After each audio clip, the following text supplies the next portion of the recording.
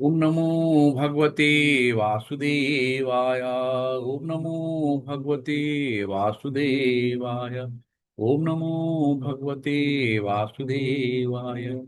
ओम अज्ञानतिमिरान्धस्य ज्ञानञ्जनशलाकया चक्षुरुन्मिलितं येन तस्मै श्रीगुरुवे नमः। श्रीचैतन्यमनोभीष्टं स्थापितं येन भूतले स्वयं रूपं ददाति मह्यं ददाति स्वपदान्तिकम्। वंदेहम श्री गुरु शीत कमलम श्री गुरु वैष्णवास श्री रूप सागर जातम सहगण रघुनाथान्वितांशम सजीवम साद्वैतम सावभूतम परिजन सहित श्री कृष्ण चैतन्य देवम श्री राधा कृष्ण पादान सहगण ललिता ललिता श्री विशाखान्वितांश। हे कृष्ण करुणा सिंधु दीनबंधु जगतपति गोपेश गोपिका कांत राधा कांत नमस्तुते। तप्त कांचन गौरांगी राधे वृंदावनेश्वरी वृषभानुसुते देवी प्रणमामि हरिप्रिये। नमो विष्णुपादाय पृष्ठपृष्ठाया भूतले श्रीमते भक्ति वेदांत स्वामिनि इति नामिने। नमस्ते सरस्वती देवी गौरवाणी प्रचारिणी निर्विशेष शून्यवादी पाश्चात देशतारिणी। जय श्री कृष्ण चैतन्य प्रभु नित्यानंदा श्री अद्वैत गदाधर श्रीवासादि गौर भक्त वृंदा। हरे कृष्णा हरे कृष्णा कृष्णा कृष्णा हरे हरे हरे राम राम राम हरे हरे। हरे कृष्णा कृष्णा कृष्णा हरे हरे हरे राम राम राम हरे हरे। हरे कृष्णा कृष्णा कृष्णा हरे हरे हरे राम राम राम हरे हरे। हरे कृष्णा सभी को धन्यवाद। आज हम लोग भक्ति योग प्रारंभ करेंगे।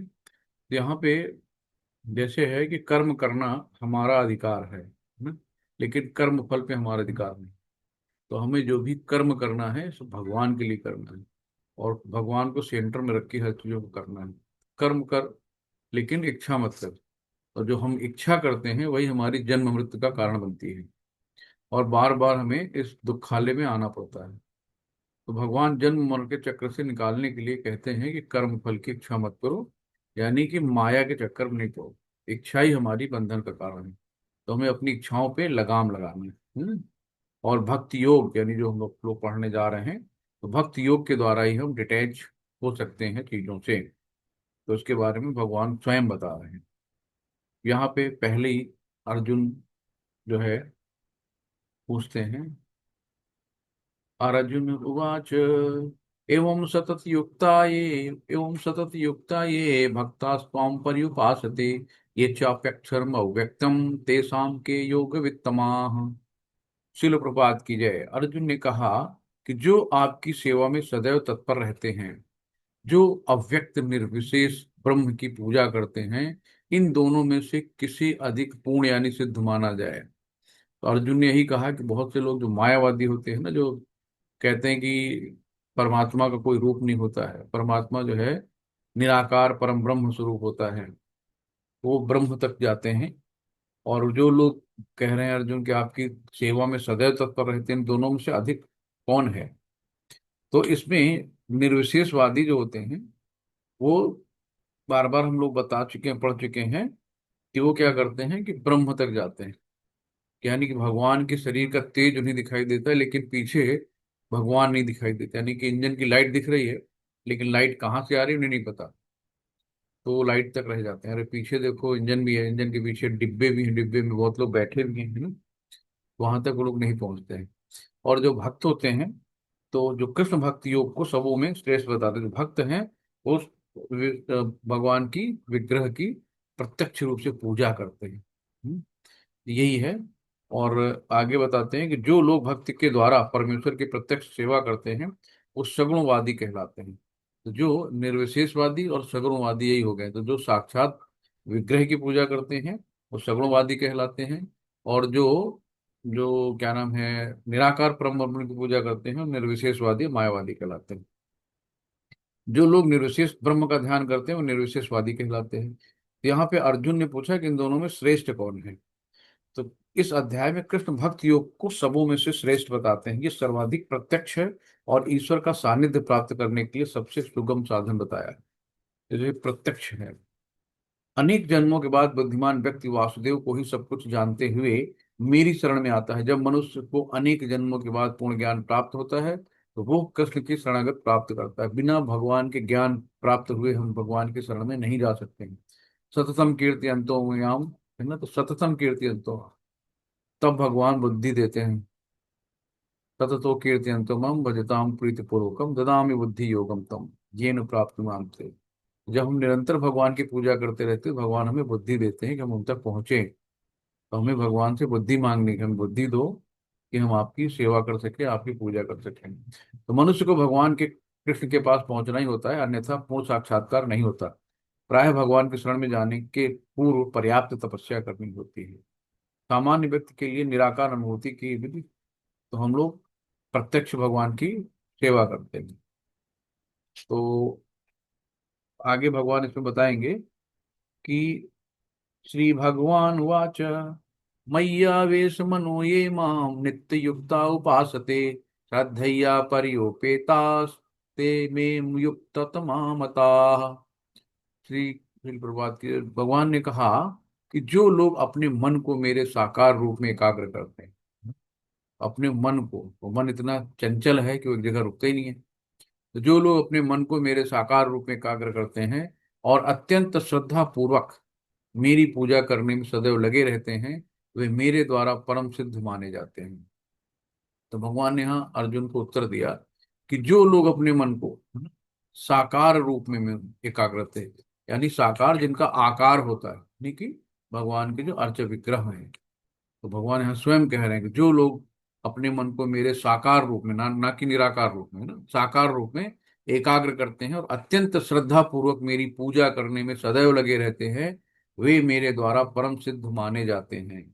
इतना भगवान ने स्वयं खुद बता दिया कि शुद्ध भक्त को केवल भगवान की सेवा चाहिए, है ना, और वो भी प्रत्यक्ष रूप में, साकार रूप में, है ना, जिसमें भाई किसी एक अनमैरिड लड़की से बोलो कि आप अपने पति का इमेजिनेशन कुछ उनसे अपना प्रेम बढ़ाओ, और जिसको उसने कभी देखा ही ना हो, ना उसकी कोई फोटो हो, तो वो कहाँ किसको इमेजिन करेगी? निराकार रूप में क्या देखेगी बताओ, कहाँ से उसके अंदर प्रेम भाव आएगा? लेकिन अगर वही कोई फोटो बता दो कि हाँ ये ऐसा रंग रूप है, ऐसी उसकी शकल सूरत है, तो एक उससे अटैचमेंट हो जाएगा। तो हम जिसको देखे ही नहीं, कोई निराकार, उसमें हम कहाँ से मन लगा पाएंगे? इसीलिए भगवान ने कहा कि मन को साकार रूप में लगाओ, जिसको आप देखोगे जानोगे उसके प्रति श्रद्धा भाव बढ़ेगी। जिसको देखा ही नहीं उसके यहाँ उसमें कहाँ श्रद्धा बढ़ जाएगी ना। तो साकार रूप में अपने मन को एकाग्र करो और अत्यंत श्रद्धा धर्म निष्ठा उनको पूजा करो।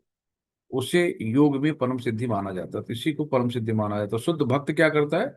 शुद्ध भक्त निरंतर कार्यरत रहता है, कभी कीर्तन करता है तो कभी श्रवण करता है तो कभी कृष्ण के विषय में कोई पुस्तक पढ़ता है, या कभी कभी प्रसाद तैयार करता है भगवान के भोग के लिए, है, या बाजार से कृष्ण के लिए कुछ मोल ले ले आता है, या मंदिर को झाड़ता बुहारता सफाई करता है, बर्तन धोता है।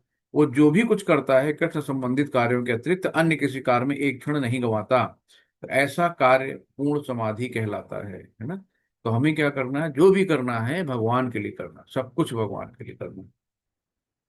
यहाँ पे 3 और 4 भगवान ने फिर श्लोक बोले। ये तुम अक्षरम निर्देशम अव्यक्तम पर्युपासते सर्वत्र गमन चिंतम च कूटस्थम चलम ध्रुवम सन्येन्द्रियम व्यग्रम सर्वत्र संबुद्धया ते प्राप्नुवन्ति मामेवा सर्वभूत हिते रताः। शिल प्रपात की जय। यहाँ पे अब उनके बारे में फिर से बताएंगे, निरशेषवादियों के बारे में, जो भी हैं मायावादियों के बारे में, कि लेकिन जो लोग अपनी इंद्रियों को वश में करके तथा सबों के प्रति संभाव रहकर परम सत्य परम सत्य की निराकार कल्पना के अंतर्गत उस अव्यक्त की पूजा पूरी तरह से करते हैं, जो इंद्रियों की अनुभूति से परे हैं, सर्वव्यापी हैं, अकल्पनीय हैं, अपरिवर्तनीय हैं, अचल तथा ध्रुव हैं, वे समस्त लोगों के कल्याण में संलग्न रहकर अंततः मुझे प्राप्त करते हैं। तो भगवान ने यहाँ पे कहा है कि अप्रत्यक्ष रूप में, मतलब कोई अगर भगवान को प्रत्यक्ष में नहीं करता, अप्रत्यक्ष रूप में इनडायरेक्टली जो लोग पूजा करते हैं, ब्रह्म ब्रह्म ज्योति तक जाते हैं, वो भी कह रहे हैं भगवान मुझे प्राप्त होते हैं, लेकिन अप्रत्यक्ष रूप में प्राप्त होते हैं। तो जो लोग भगवान कृष्ण की पूजा प्रत्यक्ष रूप में ना कर कर अप्रत्यक्ष रूप से उसी उद्देश्य को प्राप्त करने का प्रयत्न करते हैं, वे भी अंततः श्री कृष्ण को ही प्राप्त होते हैं। यहाँ पे भगवान बताते हैं कि अनेक जन्मों के बाद, अनेक जन्मों के बाद बुद्धिमान व्यक्ति वासुदेव को ही सब कुछ जानते हुए मेरी शरण में आता है। और जब मनुष्य को अनेक जन्मों के बाद पूर्ण ज्ञान होता है तो वो कृष्ण की शरण ग्रहण करता है।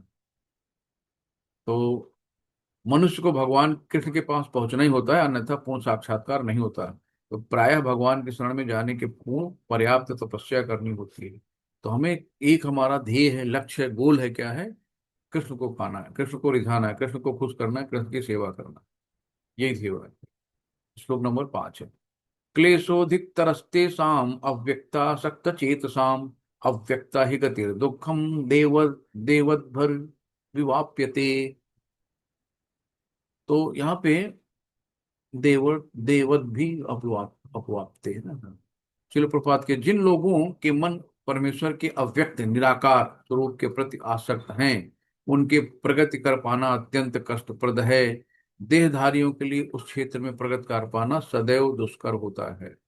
तो जिनका मन परमेश्वर के अव्यक्त है ना, अव्यक्त मतलब निराकार, जो व्यक्ति ही नहीं है, जिसके बारे में हमें पता ही नहीं है कि वो कैसा होगा, देखने में कैसा होगा, रूप रंग में कैसा होगा, तो अव्यक्त है उसमें, और निराकार कोई रूप नहीं है। तो लोग उसके प्रति जो आसक्त रहते हैं, भगवान ने कहा है कि उस क्षेत्र में प्रगति कर पाना सदैव दुष्कर होता है, बहुत कठिन काम होता है। तो यहाँ पे कहा गया है कि अध्यात्मवादियों का समूह जो परमेश्वर के अचिंत्य अव्यक्त निराकार रूप के पथ का अनुसरण करते हैं, वो ज्ञान योगी कहलाते हैं। जो व्यक्ति भगवान के भक्त में रहकर पूर्ण कृष्णा भाव में रहता है, वो भक्ति योगी कहलाते हैं। यहाँ पर ज्ञान योग तथा भक्ति योग में निश्चित अंतर बताया गया है ना। तो योगी ज्ञानी और भक्ति योगी, तो ज्ञान योगी निराकार में आते हैं, भक्ति योगी जो है साकार वाले जो पूजा करते हैं। तो भक्ति योग भगवान की प्रत्यक्ष सेवा होने के कारण सुगम है। तो भक्त योग कृष्ण के विग्रह की पूज्य मानता है, क्योंकि उसके मन में कोई ना कोई शारीरिक बोध होता है जिसे इस रूप में प्रयुक्त किया जा सकता है। तो मंदिर में परमेश्वर की स्वरूप की पूजा मूर्ति पूजा नहीं है। तो मंदिर में विग्रह पूजा सगुण पूजा कहलाते हैं, क्योंकि भगवान को भौतिक गुणों के द्वारा प्रदर्शित किया जाता है, लेकिन भगवान के स्वरूप को चाहे पत्थर, लकड़ी, तैल चित्र जैसे भौतिक गुणों द्वारा क्यों न अभिव्यक्त किया जाए, वह वास्तविक में भौतिक नहीं होता। परमेश्वर की यही परम प्रकृति है। जैसे एक प्रभुपाद जी ने उदाहरण दिया यहाँ पे कि कोई सड़क के किनारे पत्र पेटिकाएं लगी हैं, तो बहुत सी पत्र की लगी, अगर डाकघर वाली जो ओरिजिनल डाकघर वाली पत्र पेटिका लगी है, उसमें अगर हम पत्र डालते हैं तो वो पत्र गंतव्य स्थान तक पहुंचता है। लेकिन अगर इधर उधर कहीं पत्र पेटिका हम डाल दोगे, क्या वो वहां तक पहुंचेगा? नहीं पहुंचेगा। इसी तरीके से है, ईश्वर ने विग्रह स्वरूप में, जिस अर्थ विग्रह कहते हैं, अपना प्रामाणिक यानी वैध स्वरूप बना रखा है। और ये अर्थ विग्रह परमेश्वर का अवतार होता है। इसी ईश्वर इसी स्वरूप के माध्यम से सेवा स्वीकार करते हैं। भगवान जो है अपने अर्थ विग्रह के माध्यम से ही सेवा स्वीकार करते हैं। भगवान सर्वशक्तिमान है, अतः वे अर्थ विग्रह रूपी अपने अवतार से भक्त की सेवाएं स्वीकार कर सकते हैं, जिससे भक्त जीवन वाले मनुष्य को सुविधा हो। तो साकार रूप से उपासना करना जो है, यही सही है। निराकार से कुछ हम वहां तक पहुंच ही नहीं पाएंगे। तो यहाँ पे इस शरण की जाने को, यही यही जो हम भगवान की शरण में जाते हैं ना, शरणागत होते हैं, उसी को हम कृष्ण भावनामृत में कहते हैं। हम कृष्ण भावनामृत में हैं। तो कृष्ण भावनामृत में भक्तिरत मनुष्य मात्र गुरु के प्रदर्शन पथ प्रदर्शन द्वारा, मात्र अर्च विग्रह के नियमित नमस्कार द्वारा, मात्र भगवान की महिमा के श्रवण द्वारा तथा भगवान पर चढ़ाए गए उच्छिष्ट भोजन को खाने से भगवान को सरलता से समझ लेता है। तो सगुणवादी बिना किसी संकट कष्ट कठिनाई के भगवान के पास सीधे पहुंचते हैं। तो भगवान के शरण में जाना है तो हमें क्यों ना हम प्रत्यक्ष रूप से जाए। वाया वाया करने का क्या मतलब? उसमें टाइम भी ज्यादा लगता है और वो भी होता है। और कह जाएंगे कैसे? भगवान की अनन्य भक्ति कर कर, पूर्ण शरणागति होके, तभी हम वहां तक जा सकते हैं। तो प्रत्येक जीव के लिए कृष्ण चेतना की विधि श्रेष्ठ मार्ग है, कि जो जिसमें भक्ति में पूरी तरह व्यक्त रहता है। यदि कोई भक्त की उपेक्षा करना चाहता है तो नास्तिक होने का संकट रहता है। अतएव अव्यक्त विषय एकाग्रता की विधि को जो इंद्रियों की पहुंच से परे हैं, जैसा कि श्लोक में पहले कहा जा चुका है, इस युग में प्रोत्साहन नहीं मिलना चाहिए। भगवान कृष्ण ने इसका संदेश दिया है कि जो भी है, हमें भगवान की साकार रूप में उनकी अर्च विग्रह की ही पूजा करनी चाहिए। ये तो सर्वाणि कर्माणि मयि सन्न्यस्य मत्परा अनन्येनैव योगिनं मां ध्यायन्तु उपासते तेषां अहं समुद्धर्ता मृत्यु संसार सागरात् भवानी न चिरात् पार्थ मय्यावेशित चेतसाम। श्रील प्रपात की जय। तो संपूर्ण शरणागत होते ही हम, भगवान कहते हैं कि जन्म मरण के भव सागर से निकाल देंगे, मृत्यु संसार सागरात। ये जो मृत्यु संसार है ना, ये जन्म मरण के भव बंधन से निकाल के बाहर ले आएंगे भगवान। तो भगवान की बहुत सरल विधि से पूजा की जाती है, और भगवान बहुत अच्छे से, भक्तों आप एक कदम बढ़ाओगे भगवान 10 कदम बढ़ाएंगे। आप एक कदम बढ़ाओ तो सही भगवान की तरफ। तो भगवान तो इंतजार ही कर रहे हैं कि मेरे बच्चे आ जाओ। जो भी माँ बाप है अपने बच्चों को, कोई बाहर पढ़ने गया है तो हमेशा इंतजार रहते हैं ना, मेरा बच्चा कब आएगा, मेरा बच्चे ने खाया नहीं खाया। हमेशा माँ बाप चिंता करते हैं, वैसे भगवान भी हम लोगों की चिंता करते हैं। तो हमें केवल भगवान के बारे में सोचना है।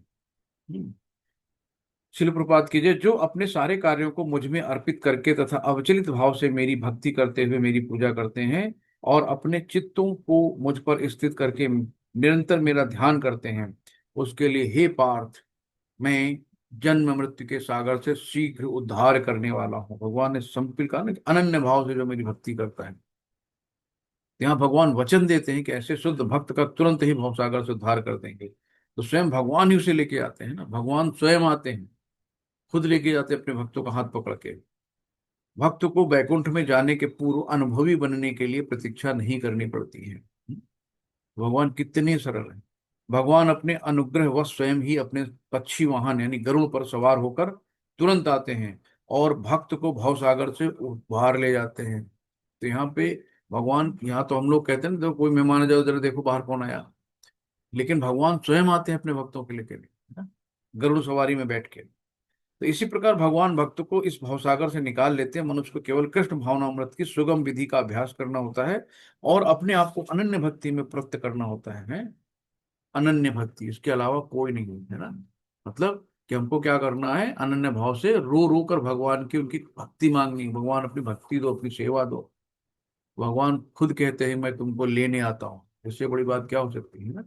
जब देखो गजेंद्र हाथी जो थे संकट में थे, मगरमच्छ ने उनका पैर खींच लिया था, और वो हजारों साल तक लड़ते रहे।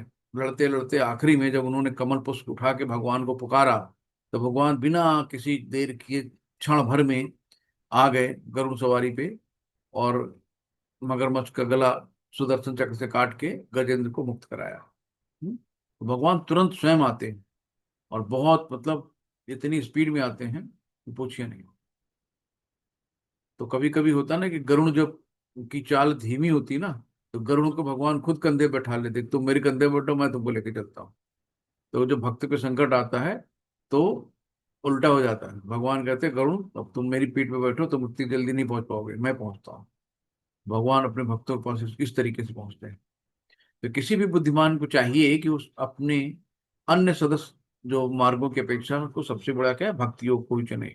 और क्या है, केवल कृष्ण के पवित्र नाम हरे कृष्ण कृष्ण कृष्ण हरे हरे, हरे राम राम राम हरे हरे का कीर्तन करने से भक्त सरलता तथा सुख पूर्वक परम धाम को पहुंच सकता है। हरि बोल। भगवान ने कहा है ना, सर्वधर्म परित्याजम मामेकम शरणम व्रजम अहम त्वाम सर्व पापेभ्यो मोक्षयिष्यामि मा शुचि। भगवान ने कहा कि सारे धर्म जितने भी हैं, बीबी बच्चे माता पिता रिश्ते नातेदारी भाई बहन, सारे धर्म छोड़ो, परित्याग करो सबका, माम एकम मेरी शरण ग्रहण करो, अहम त्वाम सर्व पापी, मैं तुम्हारे सभी पापों का नष्ट कर दूंगा, मोक्ष से मामी मां सुचु, है ना। भगवान शिव कहते हैं कि डरो मत। तो बस एक बार भगवान के शरण में जाओ, जितने भी अनंत जन्मों के पाप हैं, इस जन्म के नहीं है, अनंत जन्मों के।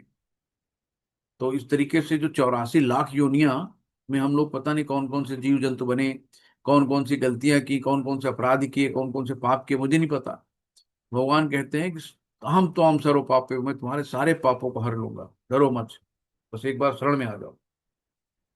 नेक्स्ट है, मय्येव मन आधस्व मय्य बुद्धिम निवेशय निवसिष्यति मय्येव अत ऊर्ध्वन संशयः। अब यहाँ से अनन्य भक्ति शुरू होती है।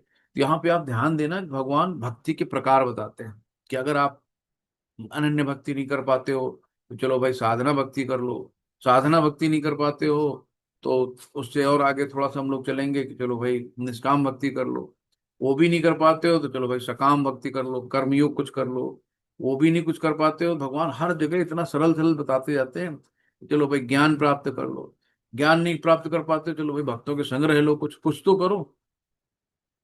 तो फिर यहाँ पे शिल प्रपात कीजिए, मुझ भगवान में अपने चित्त को स्थिर करो और अपनी सारी बुद्धि मुझ में लगाओ। इस प्रकार तुम निसंदेह मुझ में सदैव वास करोगे। तो यहाँ पे भगवान ने कहा ना कि अपने चित्त को स्थिर करो और सारी बुद्धि मुझ में लगाओ। तो जो भी कुछ करो हमेशा भगवान को दिमाग में रखो, भगवान को मन में रखो। कुछ भी करो, खाओ पियो बैठो, हर समय भगवान ही ध्यान में रहे, अपनी बुद्धि में भगवान को बैठा लो। तो भगवान कहते हैं कि इस प्रकार तुम निसंदेह मुझ में सदैव वास करोगे। तो जब इसमें शिल प्रपात कीजिए, कहा गया कि भगवान का जो पवित्र नाम तथा भगवान अभिनय यानी कि नाम गुण रूप लीला सब जो है भगवान के, कोई उसमें अलग नहीं है कुछ भी। अतः जब भक्त हरे कृष्ण का कीर्तन करता है तो कृष्ण तथा उसकी अंतरंगा शक्ति भक्त की जिह्वा पर नाचते हैं। तो कृष्ण तथा उनकी अंतरंगा शक्ति भक्त की जिह्वा पे नाचते हैं। जैसे कि भगवान कालिया नाग के ऊपर उन्होंने डांस किया था, तो कालिया नाग के मुख में जितना विष था ना भगवान ने निकाल दिया था। तो वैसे जो हम लोग हरे कृष्ण महामंत्र का जाप करते हैं ना, तो हमारे अंदर जितना विष है धीरे धीरे निकलता जाता है, सारा मन का कलमश दूर हो जाता है और हम धीरे धीरे शुद्ध होते जाते हैं। तो पता नहीं बार बार वही आती है ना कि अनंत जन्मों के पाप, पता नहीं कितने जन्मों के पाप हमारे ऊपर हैं। तो धीरे धीरे करके वो, जब हम मंत्र जाप करते हैं तो धीरे धीरे कटते जाते हैं। जब वो कृष्ण को भोग चढ़ाता है तो प्रत्यक्ष रूप में उसे ग्रहण करता है। तो इस तरह भक्त इस उच्छित यानी झूठन को खाकर कृष्णमय हो जाता है। यानी कि हमें जो भी खाना है भगवान का झूठन खाना है, यानी कि भगवान को प्रसाद लगा के ही खाना है। भगवान को बिना खिलाए नहीं खाना है। अगर भगवान को बिना खिलाए खाए तो हम चोर होंगे, यानी हम पाप खा रहे हैं। नेक्स्ट है, अथ चित्तम समाधातुम न शक्नोषि मयि स्थिरम अभ्यास योगेन ततो मामिच्छासु धनंजय। तो अब भगवान कह रहे हैं कि भाई ये अनन्य भक्ति, पहली बात भगवान ने बताई कि मैया वेश मन मय्ये मन अधास्व मय्य बुद्धि निवेश निवशिष्य मय्ये अध ऊर्ध्व संशय, ये अनन्य भक्ति बताया। अब ये दूसरा बताया, अथ चित्तम समाधातु न शक्नोषि मयि स्तरम अभ्यास योगेन ततो मामिच्छाप्तुम धनंजय, ये साधना भक्ति है। साधना भक्ति क्या होती है? साधना भक्ति जैसे कि हम दीक्षा लेते हैं, तो दीक्षा लेने के बाद जो गुरु हमें विधि विधान से बताते हैं कि ऐसे पूजा करनी है, ऐसे बैठना है, एकादशी का व्रत रहना है, जन्माष्टमी का व्रत रहना है ना, सब चीजें जो कैसे पूजा विधि विधानों का पालन करते हैं हम लोग। जैसे विधि विधानों का पालन में क्या है, चार नियमों का पालन करते हैं, है ना, चार नियम पता है आपको, 16 माला का जप करते हैं कम से कम। तो इस तरीके से दीक्षा के द्वारा जो गुरु के द्वारा बताए गए निर्देशानुसार जो हम कार्य करते हैं उसको क्या कहते हैं, साधना भक्ति कहते हैं। ठीक है। हे अर्जुन, हे धनंजय, यदि तुम अपने चित्त को अविचलित भाव से मुझ पर स्थिर नहीं कर सकते हो तो तुम भक्ति योग के विधि विधानों का पालन करो, है ना। तो भक्ति योग क्या है, प्रत्यक्ष विधि है, यानी कि अर्च विग्रह की पूजा करो, है ना। इस प्रकार तुम मुझे प्राप्त करने की चाह उत्पन्न करो। तो क्या करना है, विधि विधानों का पालन, कि सुबह जल्दी उठना है, मंगला आरती करनी है, और अब तुलसी आरती करनी है, नृसिंह आरती करनी है, बैठ के कम से कम 16 माला जपनी है, एकादशी का व्रत रहना है, जन्माष्टमी का व्रत रहना है, यही सारे भक्ति योग के विधि विधानों का पालन होता है। तो क्लास में बैठ के क्लास सुननी ये भी है ना, ये भी भक्ति में आता है। भक्तों का संग करना है, और मंदिर में जाके मंदिर की सेवा करनी है। मंदिर जो है हम गृहस्थों से चलता है, कोई भी मंदिर है कभी भी खाली हाथ नहीं जाओ। कहीं मेहमान के यहाँ जाते हो तो 1 किलो मिठाई का डिब्बा लेके जाते हो, फल लेके जाते हो 2 किलो। तो कम से कम भगवान है उनके यहाँ जा रहे हो, उनके घर पे जा रहे हो, तो कुछ तो बनता है ना। एक फूल ही लेके चले जाओ, वहां भगवान के यहाँ हाथ हिलाते चले गए, उनका प्रसाद खा के और चले आए। तो मतलब क्या है भाई, तो भगवान के यहाँ जाओ, कुछ हुंडी में जरूर चढ़ाओ, कुछ लेके जाओ, एक फूल ही लेके जाओ। भगवान को जब देखना है, पहले उनको चरणों पे देखो, उनकी आपका पहली निगाह आपकी उनकी चरणों पे होनी चाहिए। चरणों से धीरे धीरे धीरे धीरे हम मुक्त तक जाते हैं। फिर उनका ग्लोरिफिकेशन करते हैं, उनसे बातें करते हैं, मुस्कुराते हैं, फिर देखिए आप करके अच्छा लगेगा इस तरीके से। तो ये है, नेक्स्ट है अभ्यासे अभ्या अभ्यासे अपि अभ्यास अभ्यासे अपसमर्थोसी मत्कर्म मत्कर्म परमो भवः मदर्थमप कर्माणि कुर्वन् सिद्धिम वाप्यसी। शिल प्रपात की जय। यदि तुम भक्ति योग के विधि विधानों का भी अभ्यास नहीं कर सकते तो मेरे लिए कर्म करने का प्रयत्न करो, है ना। भगवान कह रहे हैं कि भाई अगर आप भक्ति योग नहीं कर सकते, जो विधि विधान है कि सुबह उठना और सभी जो भी बताए सब भक्ति योग के कर्म नहीं कर सकते, भगवान कहते हैं मेरे लिए कर्म करने का प्रयत्न करो। क्योंकि मेरे लिए कर्म करने से तुम पूर्ण अवस्था सिद्ध को प्राप्त करोगे। तो यानी कि भगवान कहते हैं मेरे लिए कर्म करो, यानी कि भगवान के लिए जो कर्म करते हैं उसको हम लोग अकर्म कहते हैं, है ना। और फिर उसको हम अगर उसमें देखेंगे तो निष्काम कर्म योग कहलाता है। तो भगवान कहते हैं कि सेवा करके करो। तो उसमें निष्काम कर्म योग होता है भगवान की सेवा कैसे करेंगे, मंदिर में जाए, मंदिर की सफाई कर दिया, मंदिर के झूठे बर्तन धो दिए, मंदिर में भगवान की फूल मालाओं को उनको सजा दिया। तो मंदिर में काम करो, डोनेशन कर दिया जो हमें यथासंभव हमारे जेब में हुआ, तो ये सब करने की। और फल की इच्छा करेगी भी बगैर, हम वहां जा रहे हैं मंदिर में काम कर रहे थे, नहीं कर मंदिर, भगवान हमने तुम्हारा ये काम किया है, मेरा ये काम कर दो, तो हमें व्यापार नहीं करना है। तो निष्काम कहते हैं, निष्काम यानी कि सेवा। तो सेवा करके करो भगवान की। तो ये कर्म किस प्रकार किया जाए इसकी व्याख्या अभी हम लोग पीछे पढ़ चुके थे। और निष्काम कर यानी कि फल की इच्छा के बिना करना निष्काम। सकाम होता है कि सकाम जो शास्त्रों में निहित है, लेकिन हम अपने फायदे के लिए अपने लिए करते सकाम कर्म होते हैं। और जो बिना फायदे के लिए यानी कि बिना फल की इच्छा के लिए कर्म करते हैं उसको हम निष्काम कर्म कहते हैं। तो भगवान ने यही कहा कि भाई आप अनन्य भक्ति कर लो, वो भी नहीं कर पाते हो, साधना भक्ति कर लो, वो भी नहीं कर पाते हो, तो निष्काम भक्ति कर लो, सेवा कर लो। हम्म। तो भगवान के मंदिर की सेवा नहीं लेनी, भगवान के मंदिर की सेवा करनी है ना। लेनी नहीं, करनी है। कभी कभी प्रसाद जो है ना फ्री में नहीं खाओ, जाओ कुछ ना कुछ चढ़ा के आओ। तो इस तरीके से नहीं। तो दर्शन में भी जाओ तो ये ध्यान रखना कि कोई सन्यासी तो नहीं खड़ा है आपके आगे, आप उसको पीछे करके उसके आगे खड़े जाओ, कोई ब्रह्मचारी तो नहीं खड़ा है, पता लगा उसको धक्का मार के आप आगे चले गए, तो ये बहुत बड़े अपराध होते हैं। तो हमें सबसे बड़ी चीज़ है अपराधों से बचना है। तो चुपचाप मंदिर में जहां जगह मिले, बिना धक्का मुक्की के चुपचाप शांति से किनारे खड़े हो जाइए। किसी को धक्का मुक्की नहीं करिए कि सबको धक्का मार मार के आगे चले गए मंदिर में। तो भगवान आपको देख रहे हैं, ना कि आप भगवान को देख रहे हो। आप कहीं भी खड़े हो ना, भगवान आपको देख रहे हैं। तो इसलिए इन सब चीजों के अपराधों से बचना बहुत ध्यान रखो। नेक्स्ट है अथ अथ एति अपि असक्ता असि कर्म तु अथेदप्यसक्तोऽसि कर्तुमद्योगमाश्रितः सर्वकर्म फलत्यागं ततः कुरु यत्तात्मनो यतात्मवान। तो चलो प्रपात कीजिए। भगवान कहते हैं ना कि सकाम कर्म करो। भाई तुम्हारे पास पैसे भी नहीं है, तुम सेवा भी नहीं कर पा रहे हो, तुम मन भी नहीं लगा पा रहे हो, तुम कुछ भी नहीं कर पा रहे हो, तो शरीर से कर लो, शरीर तो है ना। शरीर से कर लो। शरीर से नहीं है तो पैसे से कर लो, कैसे भी करो ना, दान दे दो, तो कुछ भी करो, तो सकाम कर्म करो। शिल प्रपात की जय। कि यदि तुम मेरे इस भावना अमृत में कर्म करने में असमर्थ हो तो तुम अपने कर्म के समस्त फलों को त्याग कर कर्म करने का तथा आत्म स्थित होने का प्रयत्न करो। तो कर्म योग यानी कि देखो, मानव सेवा माधव सेवा नहीं। बहुत लोग कहते हैं हमने गरीबों की सेवा कर दी, हमने उनको ये कर दिया वो कर दिया। तो मानव सेवा एक पुण्य कर्म है।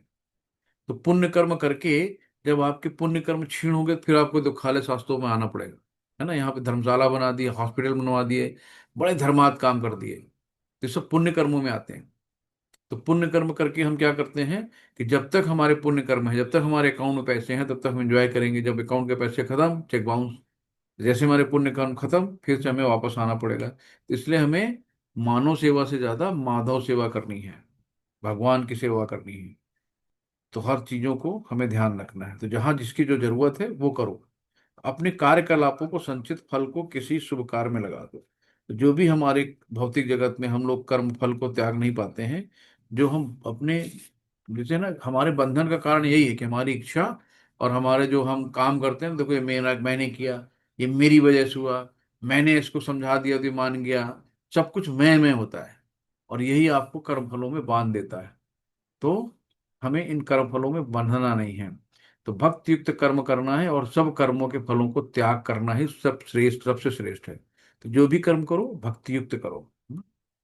नेक्स्ट है, अब क्या करना है, अब ये भी नहीं कर सकते हो, भगवान हर तरीके बताते हैं, ज्ञान प्राप्त कर लो भाई। श्रेयो ही ज्ञान अभ्यासम अज्ञानाध्यात्म विशिष्यते, ध्यानात् ध्याना कर्म फल त्यागस त्यागाच्छन्तिरन्तरम्। श्रेयो हि ज्ञान अभ्यासान् ज्ञानान् ध्यायान् विशिष्यते, ध्यानाकरम फल त्यागात् शांतिरंतरम। शिल प्रपात की जय। यदि तुम ये अभ्यास नहीं कर सकते तो ज्ञान के अनुशीलन में लग जाओ, है ना। ज्ञान के अनुशीलन क्या है, जो आचार्यों ने, जो गुरु महाराज जी ने जो चीजें बताई हैं उनका फॉलो करना, उनका अनुसरण करना। तो ज्ञान के अनुशीलन में लग जाओ।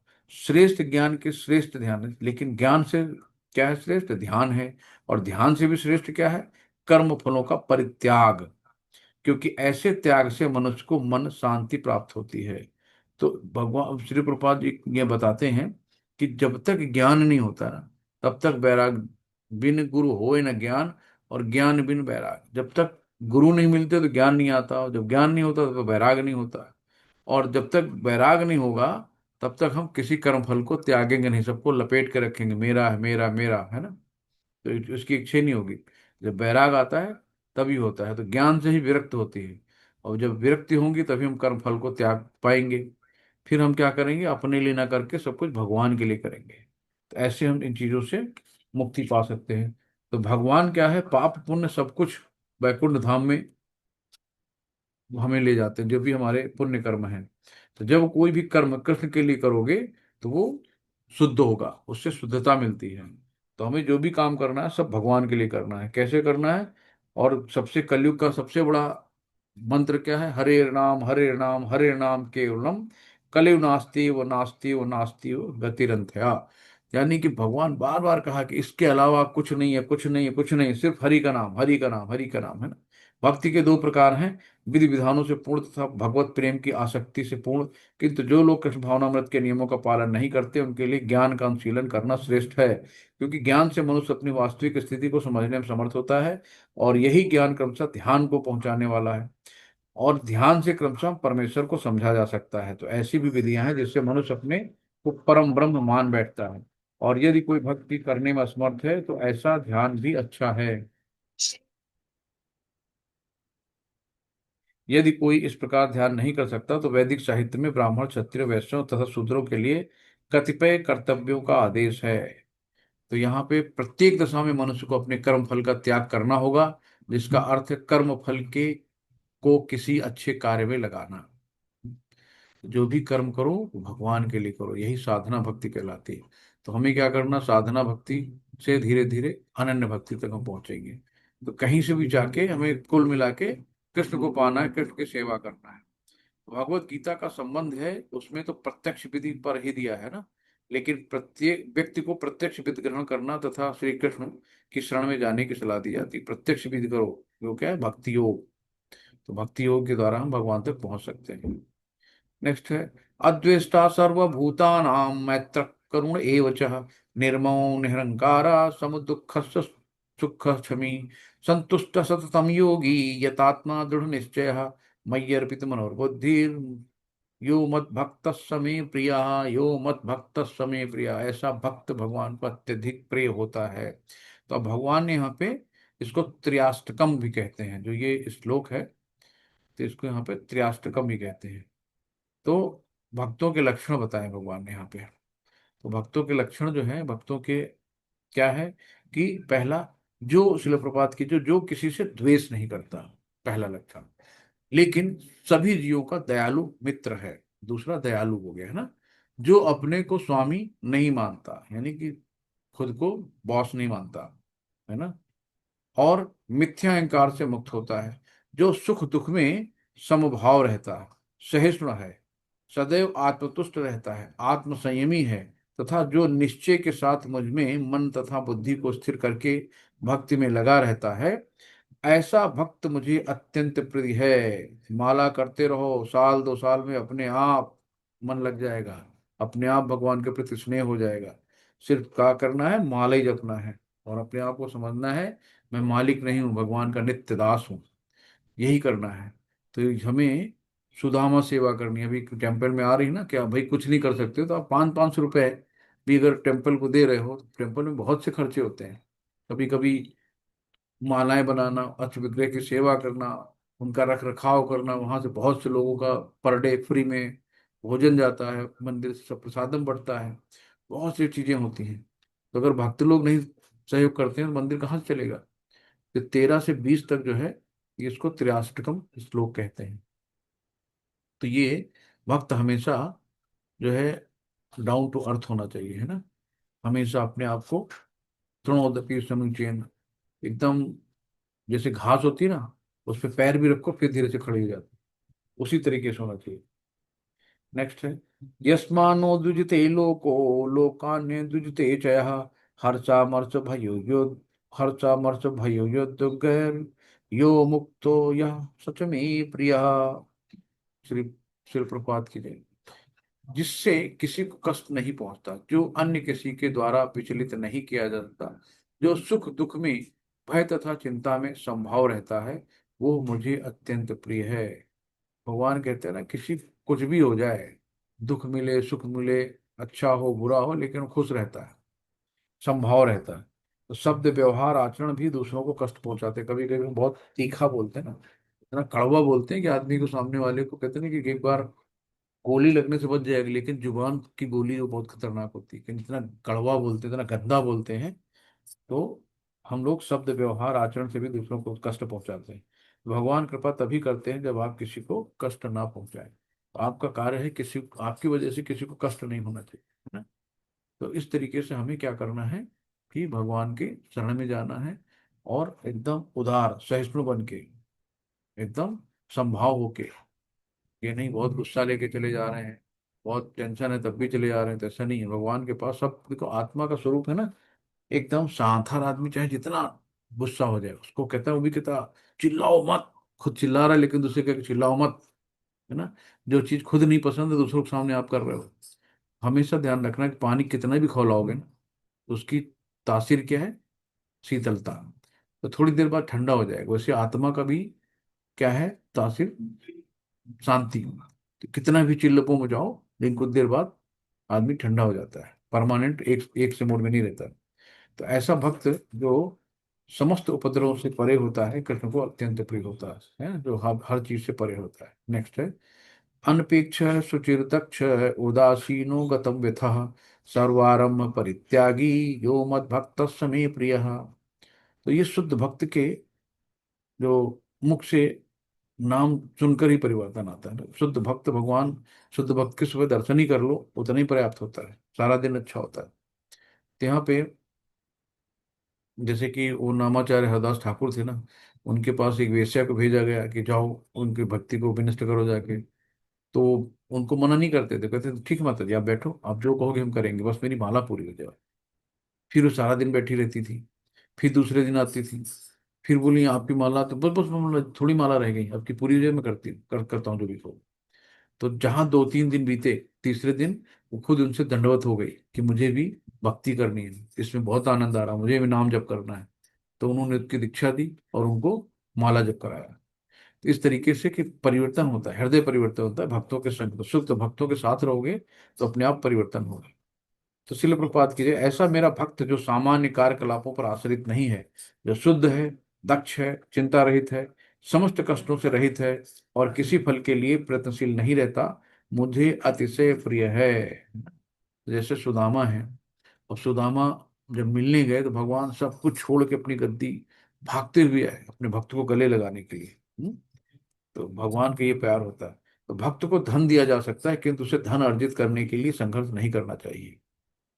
भगवत कृपा से यदि उसे स्वयं धन की प्राप्ति हो, तो वो उद्विग्न नहीं होता है। स्वाभाविक है कि भक्त दिन में 2 बार स्नान करता है और भक्ति के लिए प्रातः काल जल्दी उठता है। इस प्रकार वो बाहर तथा भीतर से स्वच्छ रहता है। भक्त सदैव दक्ष होता है।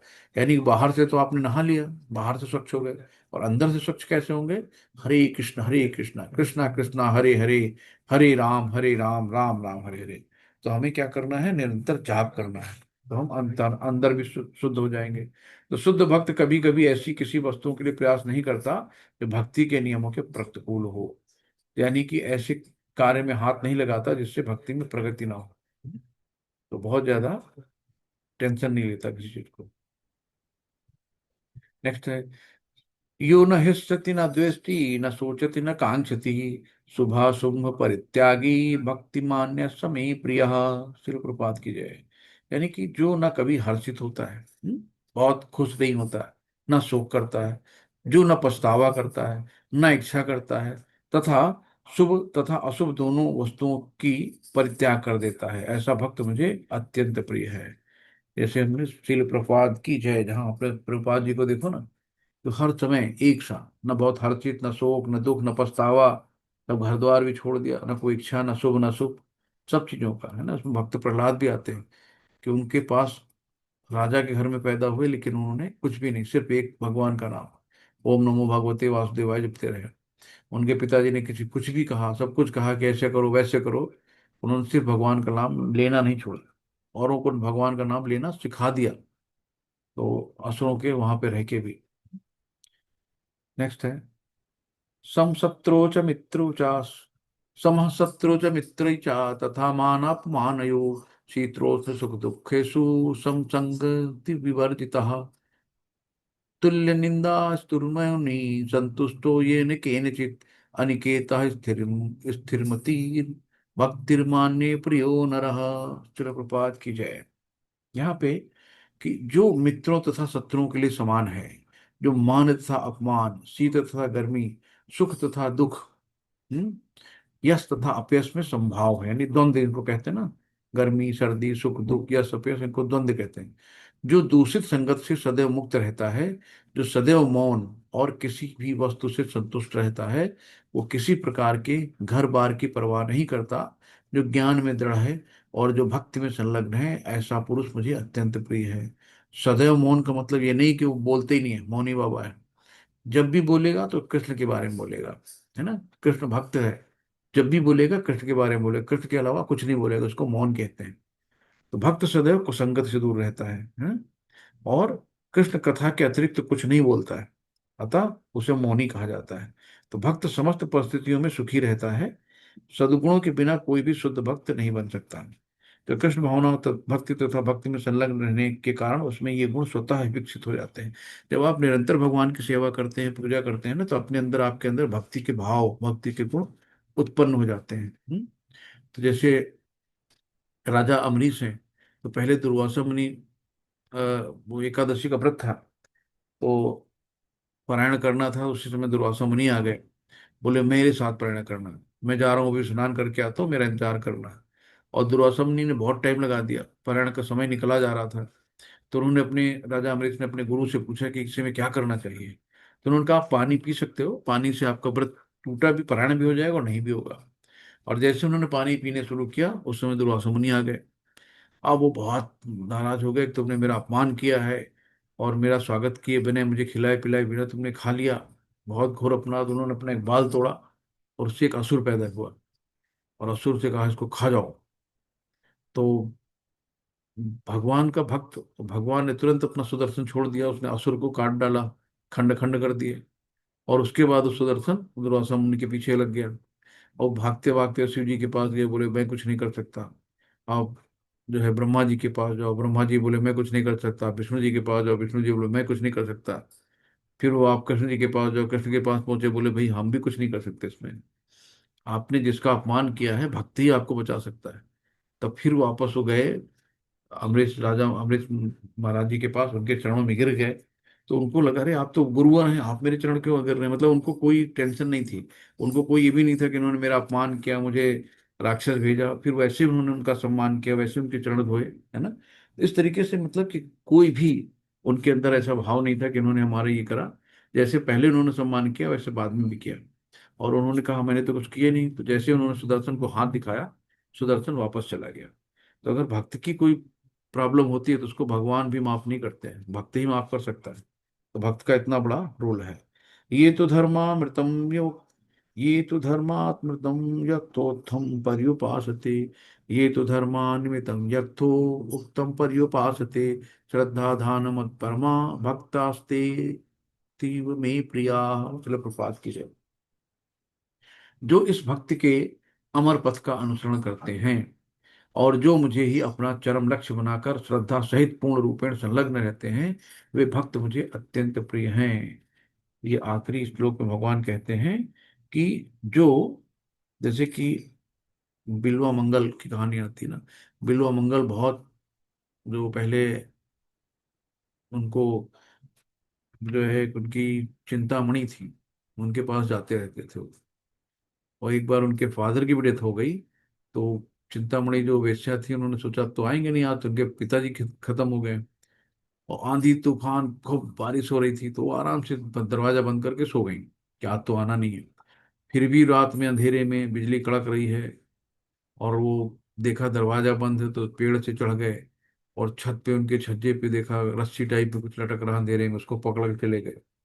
दरवाजा खटकाया, उन्होंने पूछा अरे इतनी रात पे कैसे यहाँ आ गए, और एक सौ पे बैठ के, मुर्दे पे बैठ के नदी पार करके आए। तो उन्होंने जब देखा तो रस्सी ने सांप था, सांप पकड़ के चले आए।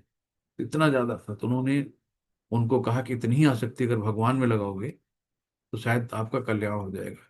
तो जब भी देखो बिल्वा मंगल के गीत आते थे तो उन्होंने चिंतामणि को अपना गुरु माना, कि उन्होंने गुरु मतलब एक वेश्या को गुरु मान लिया। तो हर जगह उन्होंने चिंतामणि का नाम लिखा है, कि मतलब उन्होंने उनको अंधेरे से बाहर निकाला। उसके बाद फिर वहां से जब चिंतामणि ने उनको कहा तो वृंदावन के लिए पद यात्रा करना उन्होंने शुरू कर दिया।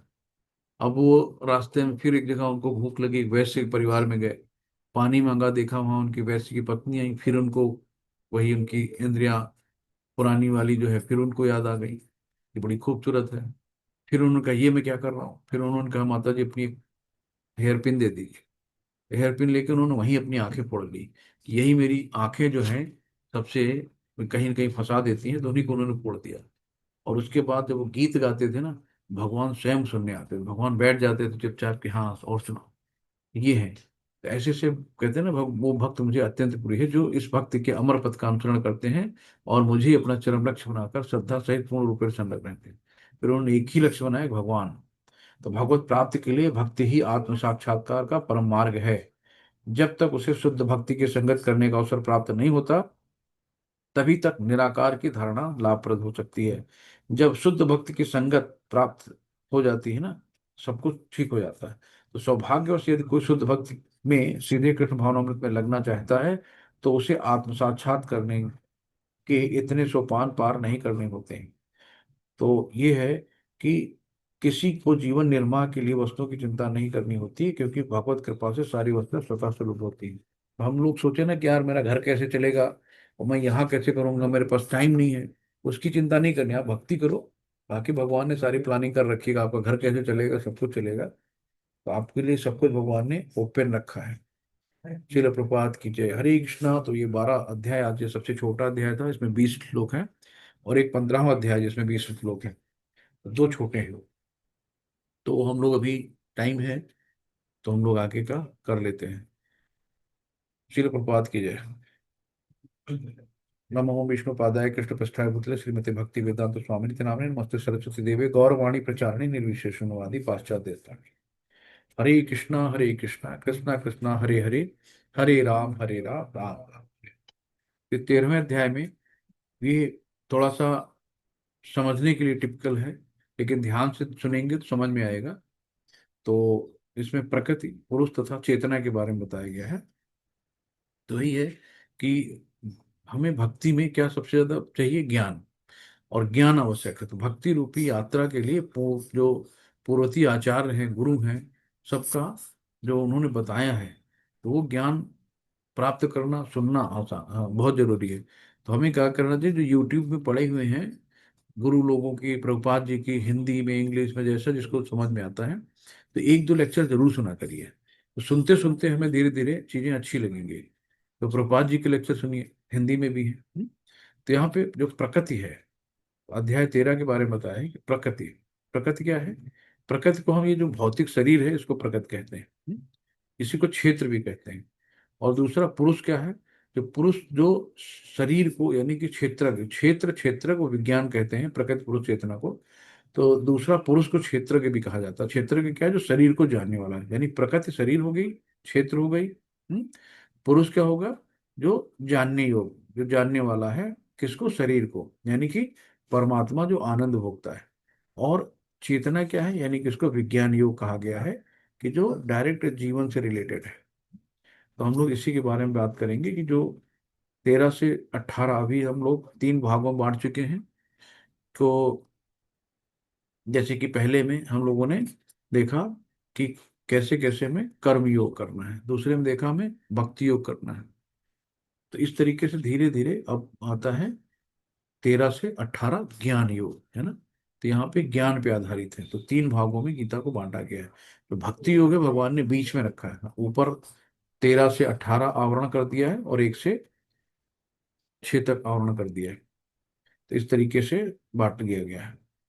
अर्जुन उवाच प्रकृतिं पुरुषश्चैवं क्षेत्रं क्षेत्रज्ञमेव च एतद्विदुमिच्छामि ज्ञानं ज्ञेय च केशवः।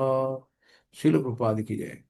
तो यहाँ पे अर्जुन ने 6 प्रश्न एक साथ पूछ दिए कि क्या है।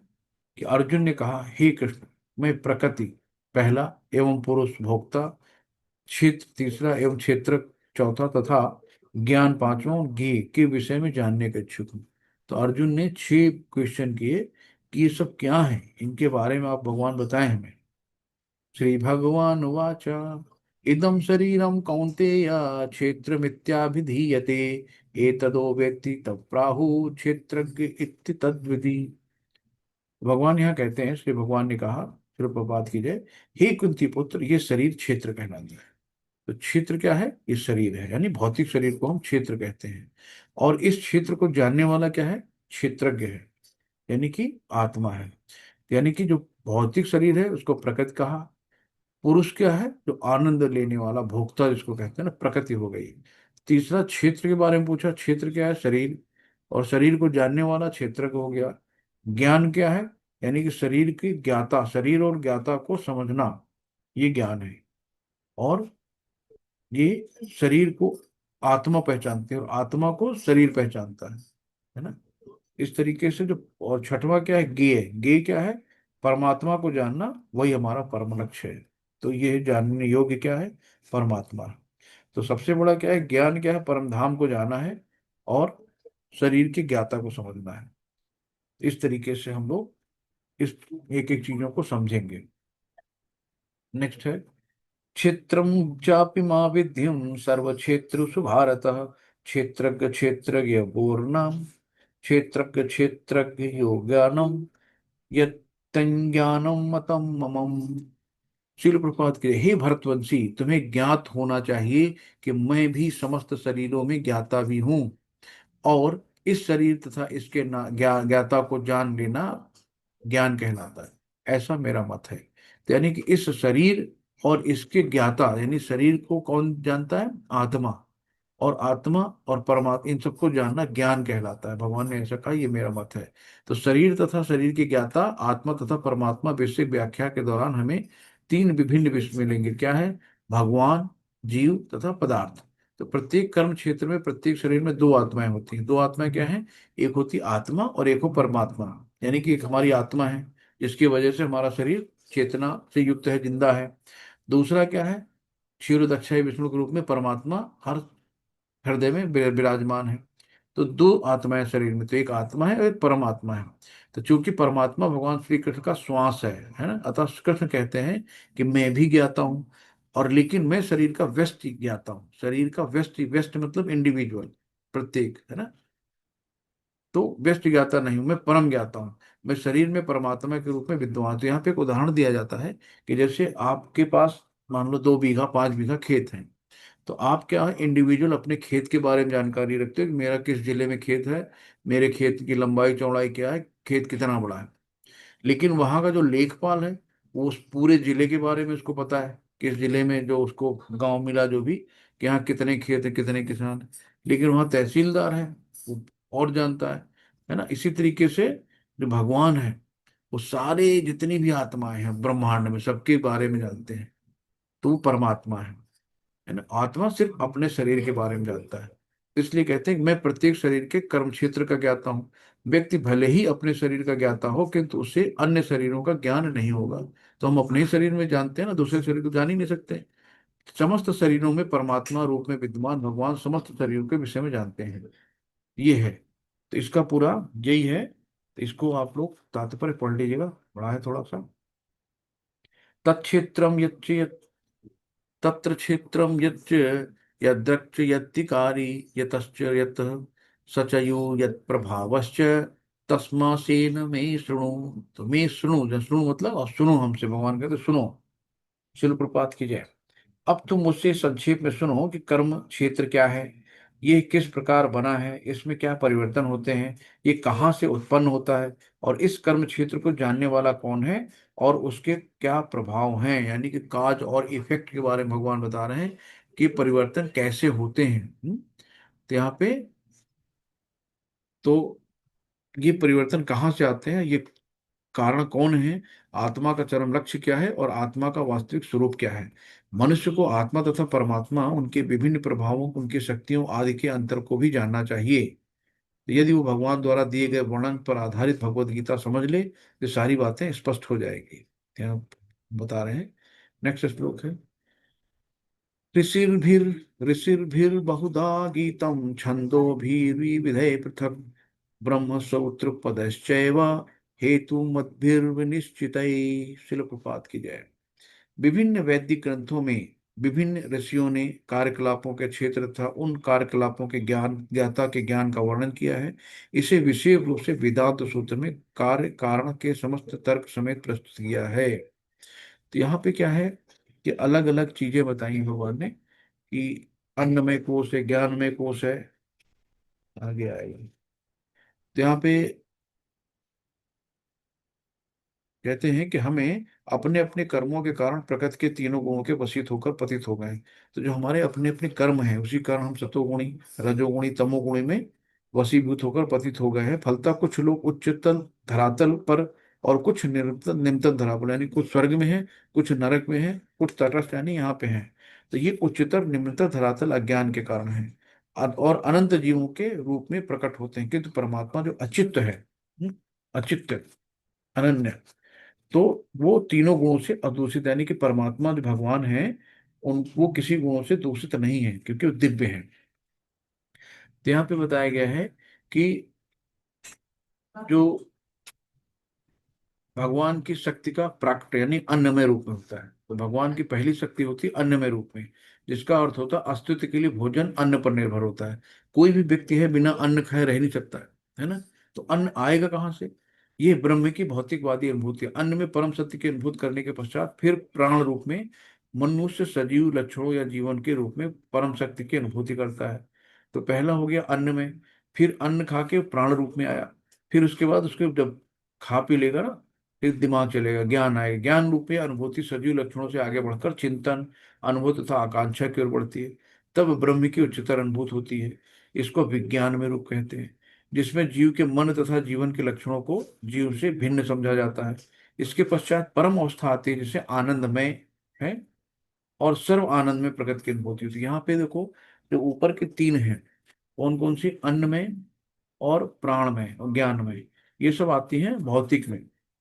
और जो लास्ट में दो बचती हैं, ये आती हैं आध्यात्मिक में। तो जहाँ पे हमें परम ब्रह्म की अनुभूति होती है, तो इसको कहते हैं सतचित आनंद। तो इस प्रकार इस ब्रह्म अनुभूति की पांच अवस्थाएं जिन्हें ब्रह्म पुच्छ कहते हैं, जो पांच ये जो अवस्थाएं हैं, इनको ब्रह्म पुच्छ कहते हैं। तो पहले तीन अन्न में, प्राण में, ज्ञान में अवस्थाएं कार्यकलापों के क्षेत्रों से संबंधित होती हैं। परमेश्वर इन कार्यकलापों के क्षेत्रों से परे है ना। तो ये आ गई आपकी भौतिक में। और आनंद में है। वेदांत सूत्र भी परमेश्वर को आनंदमो भासात कहकर पुकारता है। तो भगवान स्वभाव से आनंद में है ना, सतचित आनंद इसे कहते हैं। अपने दिव्य आनंद भोगने के लिए विज्ञान में, प्राण में, ज्ञान में तथा अन्न में रूपों में विस्तार करते हैं। कार्यकलापों के क्षेत्र में जीव भोक्ता यानी क्षेत्रज्ञ माना जाता है, किंतु आनंदमय से भिन्न होता है। इसका अर्थ ये हुआ कि यदि जीव आनंदमय का अनुमान करने से सुख मानता है तो पूर्ण बन जाता है।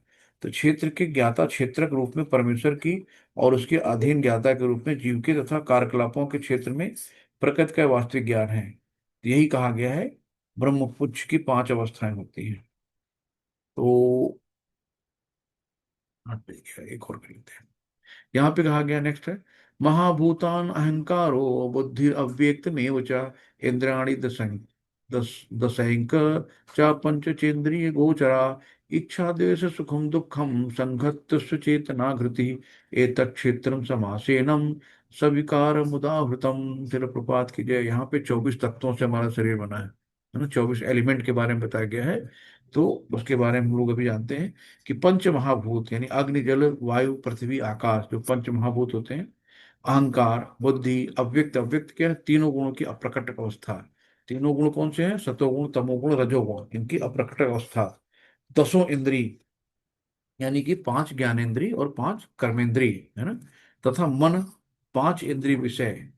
अब जो 5 इंद्रियां हैं उनके इंद्रिय विषय भी होंगे, जैसे हमने बताया था एक बार। इंद्रिय क्या है, जैसे कि एक छोटा सा उदाहरण लेते हैं। इंद्रिय हमारी जिह्वा हो गई, और जो एक रसगुल्ला हो गया, रसगुल्ला हो गया विषय। जब रसगुल्ला इंद्री से मिला तो ये इंद्रिय विषय कहलाता है। तो इसी तरीके से पांचों इंद्रियों के अपने अपने स्वाद होते हैं, वो मिला के इंद्रिय विषय कहते हैं।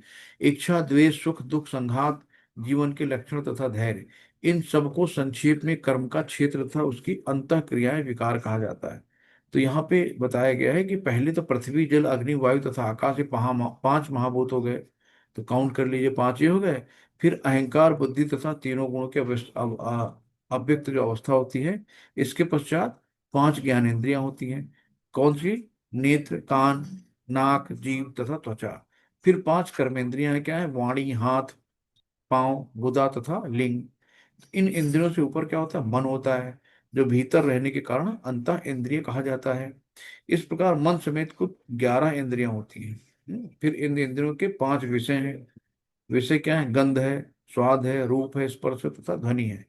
इस तरह 24 तत्वों का समूह कार्य क्षेत्र कहलाता है। इन 24 तत्वों के विषयों का विश्लेषण करें तो उसे कार्य क्षेत्र समझ लिया जाएगा। फिर इच्छा द्वेष सुख तथा दुख नामक अंतः क्रियाएं विकार, जो स्थूल देह में 5 महाभूतों की अभिव्यक्तियां हैं। चेतना सा धैर्य द्वारा प्रदर्शित जीवन के लक्षण सूक्ष्म शरीर अथवा मन अहंकार तथा बुद्धि के प्राप्त है। ये सूक्ष्म तत्व भी कर्म क्षेत्र में सम्मिलित है। तो हमें क्या जानना है कि 24 तत्व हैं, और 24 तत्व में पंच महाभूत अहंकार बुद्धि 3 अवस्था, 10 इंद्रियां हैं, मन 5 इंद्रिय विषय, ये सब मिला के 24 हमारी जो है तत्व हैं। और इन्हीं के विस्तार जब होता है ना, 24 तत्व जो होते हैं, ये कब आते हैं, जब महातत्व पे भगवान की दृष्टि पड़ती है, तो प्रकट अवस्था में फिर से आके 3 गुणों से मिलकर पूरी सृष्टि का निर्माण होता है। इन्हीं से बनता है। तो आज हम लोग यहीं पे 7 श्लोक तक रुकेंगे, और आगे फिर हम लोग देखते हैं क्या करना है। वाञ्छाकल्पतरुभ्यश्च कृपा सिंधु एव च पतितानां पावनेभ्यो वैष्णवभ्यो नमो नमः। अनंत कोटि वैष्णववृंद की जय, शिल प्रपाद की जय, गुरु महाराज जी की जय, सभी भक्तों की जय। हरे कृष्णा कृष्णा कृष्णा हरे हरे, हरे राम राम हरे कृष्णा। सभी भक्तों को दंड प्रणाम। हरे कृष्णा। किसी का कोई सुझाव हो, कोई क्वेश्चन हो, तो आप लोग कर सकते हैं। हरे कृष्णा।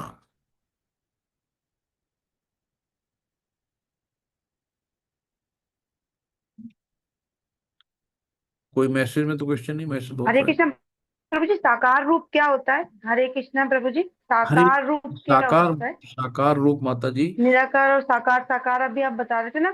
हाँ हाँ हाँ, साकार रूप वो है माता जी, जो हम अर्थ विग्रह देखते साकार हैं, भगवान रूप भगवान से की जो मूर्ति देखते हैं ना, वो साकार सेवा रूप, जिसकी हम सेवा कर सकते करो। हैं। और जो ब्रह्म ज्योति है वो निराकार रूप है ना, उसका कोई आकार ही नहीं है। तो जो लोग कहते हैं ना कि परमात्मा निराकार है, तो वो लोग क्या करते हैं, ब्रह्म ज्योति तक जाते हैं। तो ज्योति का कोई आकार नहीं होता है, लेकिन जो मंदिर में जो विग्रह है ना, उनका आकार होता है। ठीक है ना माता जी। तो साकार रूप जो है, मंदिर में जो विग्रह की सेवा होती है वो साकार रूप है। और जो केवल हम लोग ध्यान करते हैं ज्योति का, ज्योति से ज्योति मिल गई, वो निराकार है। ठीक है माता जी। हरे कृष्ण, ठीक है हरे माता। कृष्ण हरे कृष्ण। हरे कृष्ण गुरु जी। जी प्रभु जी, हरे कृष्ण। तो चलें, और किसी को कोई अपने। हरे कृष्णा, सभी को दंडवत प्रणाम। सब लोग हरे कृष्णा बोला करिए भगवान हरे का नाम। कृष्ण हरे हरे कृष्ण, कृष्ण। हरे कृष्ण, हरे कृष्ण।